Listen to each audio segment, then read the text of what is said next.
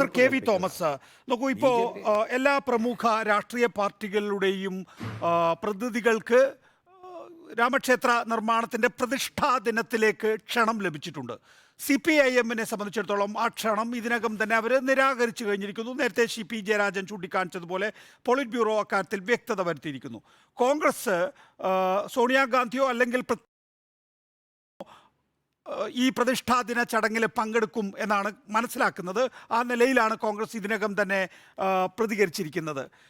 ഇതിനകത്ത് ഞാൻ നേരത്തെ CP ജയരാജനോട് ചോദിച്ചതുപോലെ തന്നെ കഴിഞ്ഞ 5 സംസ്ഥാനങ്ങളിലെ നിയമസഭാ തെരഞ്ഞെടുപ്പിൽ ഈ രാമക്ഷേത്ര നിർമ്മാണവുമായി ബന്ധപ്പെട്ട വിഷയങ്ങൾ പ്രത്യേകിച്ച് ഹിന്ദി സംസ്ഥാനങ്ങളിലൊക്കെ തന്നെ ഉയർന്നു വരികയും അതിനോട് ഒരു യോജിച്ച് നിൽക്കുന്ന സമീപനമാണ് കമൽനാഥ് ആയാലും അതുപോലെ തന്നെ അശോക് ഗെഹ്ലോട്ട് ആയാലും ഒക്കെ തന്നെയും സ്വീകരിച്ചു പോന്നിട്ടുള്ളത്. ഒരു ഇന്ത്യ മുന്നണി ഇക്കാര്യത്തിൽ ഇപ്പോൾ CPM വേറിട്ടൊരു നിലപാടെടുക്കുന്നു, കോൺഗ്രസ് വേറിട്ടൊരു നിലപാടെടുക്കുന്നു.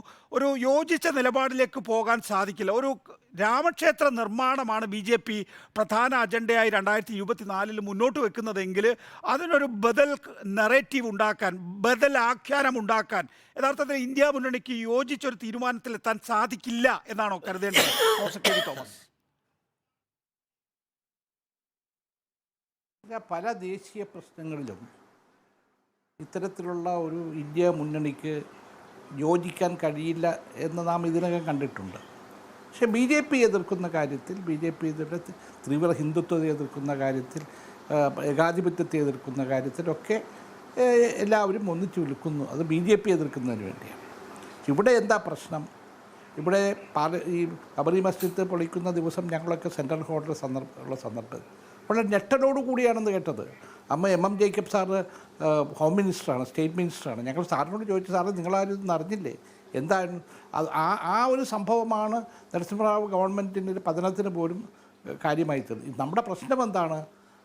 ഈ പ്രശ്നം സുപ്രീം കോടതിയുടെ മുമ്പിൽ ചെന്നു, ഒരു തീരുമാനമെടുത്തു. അതിൻ്റെ അടിസ്ഥാനത്തിൽ ഇവിടെ ഒരു ക്ഷേത്രം പണിയണം, അതോടൊപ്പം തന്നെ ഒരു മോസ്കും പണിയണം. അപ്പോൾ ക്ഷേത്രത്തിൻ്റെ പണിയാണ് ഇപ്പോൾ മുന്നോട്ട് പോയിരിക്കുന്നത്. അതിനുള്ള പ്രശ്നം എന്താ?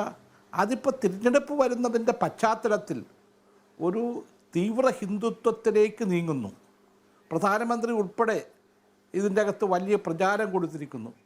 BJPയും BJPയുടെ മറ്റ് സംഘടനകളുമൊക്കെ മുന്നോട്ട് വന്നിരിക്കുന്നു. അങ്ങനെ തീവ്രമായ ഒരു ഹിന്ദുത്വ ഫീലിംഗ്, ഒരു കാഴ്ചപ്പാട്, ചിന്ത, അത് നമുക്ക് ഗുണകരമാണോ? തീർച്ചയായിട്ടും ആലോചിക്കേണ്ട ഒരു കാര്യമല്ലേ അത്? ഇവിടെ രാജ്യത്ത് ഇതിൻ്റെ പേരിൽ നാളെ ഒരു യുദ്ധമുണ്ടാക്കാൻ കഴിയുമോ? ഏറ്റുമുട്ടാൻ കഴിയുമോ? നമുക്ക് ആവശ്യത്തിൽ കൂടുതൽ പ്രശ്നങ്ങളുണ്ട്. അതുകൊണ്ട് തീർച്ചയായും ഇത് എതിർക്കുന്നത് ഇത് പൊളിറ്റിക്കലൈസ് ചെയ്യുന്നു. ഇവിടെ രാമക്ഷേത്രം വന്നോട്ടെ, ആർക്കാ വിരോധം? അവിടെ ഒരു മോസ്ക് വരണം, അതുകൂടെ കൊണ്ടുവരണ്ടേ? അത് വോട്ടിന് വേണ്ടിയായി മാറ്റുമ്പോഴാണ് പ്രശ്നം വരുന്നത്. അത് പ്രധാനമന്ത്രി തന്നെ, ഇപ്പോൾ പ്രധാനമന്ത്രി ഇവിടെ മാത്രമല്ല, ഞാൻ പുതിയ പാർലമെൻറ്റ് മന്ദിരം വന്ന സന്ദർഭത്തിൽ ഡൽഹിയിലുണ്ട്. അവിടെ പൂജാരികളോടുകൂടി ലോക്സഭയുടെ സ്പീക്കറുടെ ഇരിക്കുന്ന മണ്ഡപത്തിൽ കയറി അദ്ദേഹം, പ്രധാനമന്ത്രി തന്നെയാണ് ഇവിടെ പൂജ കാര്യങ്ങളൊക്കെ ചെയ്തത്. അപ്പോൾ ഇതൊക്കെ കാണുമ്പോൾ ഉണ്ടാകുന്നൊരു വികാരം, അത് ഇവിടെ രാജ്യത്ത് തീവ്രമായ മതവികാരമുണ്ടാക്കാൻ ഉള്ള സാഹചര്യമുണ്ടാക്കും. അതുകൊണ്ടാണ് രാമക്ഷേത്രത്തിൻ്റെ ഈ പണി തുടങ്ങുന്ന സന്ദർഭത്തിൽ തീർച്ചയായിട്ടും ആശങ്കകളുണ്ട്. ആശങ്കകൾ മാറ്റിക്കൊണ്ട് പോകേണ്ട ബാധ്യത ഗവൺമെൻറ്റിനുണ്ട്, പൊതുസമൂഹത്തിനുമുണ്ട്.